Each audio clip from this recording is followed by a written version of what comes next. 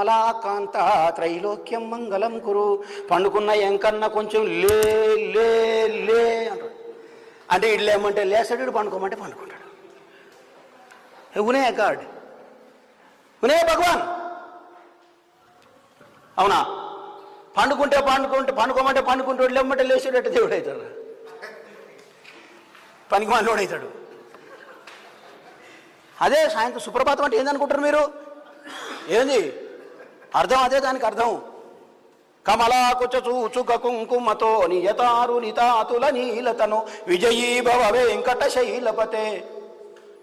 అయ్యా స్వామి, నువ్వు ఆదమనిషి నిద్రపోయి అనుకున్నావు, రాత్రి లేట్ అయిందేమో, జరలే తవ సుప్రభాతం. పొద్దుముకల మళ్ళా వండబెడతారు, పొద్దుముకల్లా తొట్టెళ్ళేస్తాడు, పొద్దుగాల లేపి కూర్చోబెడతాడు. ఏమి బామ్మడితే అరా దేవుడు అంటే ఏమన్నా? ఏందే జై శ్రీరామ్.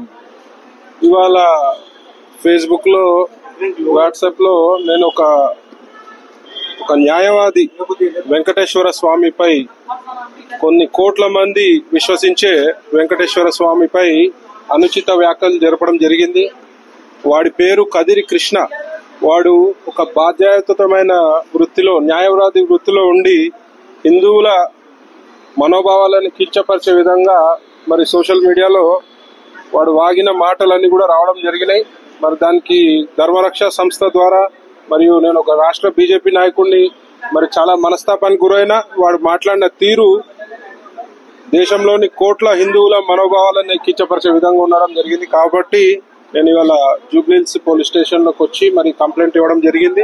మరి దానికి ఏసీపీ గారు కూడా సానుకూలంగా స్పందించి ఇట్లాంటి చర్యలను మేము ఉపేక్షించే పరిస్థితే లేదు, ఎవడైనా సరే వాడిపై కేసు నమోదు చేస్తామని చెప్పడం జరిగింది. మరి ఇవాళ నేను కంప్లైంట్ కాపీ ఇవ్వడం జరిగింది. దీనిపై కమిషనర్ గారు కానీ, ఏసీపీ గారు కానీ తక్షణంగా వాడిని అరెస్ట్ చేసి మా మనోభావాలను కించపరిచిన వ్యక్తికి గట్టిగా బుద్ధి చెప్పాల్సిన బాధ్యత ఈ రాష్ట్ర ప్రభుత్వంపై, పోలీస్ శాఖపై ఉంది. మరి మేము పిలుపునిస్తే మరి వాడి కాళ్ళు చేతులు లేకుండా అవుతాడు, మరి ప్రజలలో తిరిగే పరిస్థితి ఉండదు. అయినా కూడా మేము చట్టబద్ధంగా పోవాలని ఒక నిర్ణయానికి వచ్చి ఇవాళ నేను కంప్లైంట్ ఇవ్వడం జరిగింది. మరి వాడు మనిషా, మరి పంది కుట్టిండా గాడిది కుట్టిండా అయితే నాకు అర్థమైతలేదు.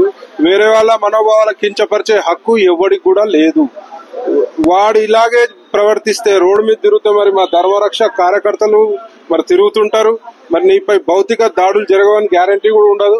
మరి బిడ్డ జాగ్రత్త, ఎవడైనా సరే హిందువులపై గాని, హిందూ దేవతలపై గాని అనుచిత వ్యాఖ్యలు చేస్తే ఉపేక్షించే పరిస్థితి ఉండదని చెప్పి ఈ సందర్భంగా నేను హెచ్చరిస్తున్నాను.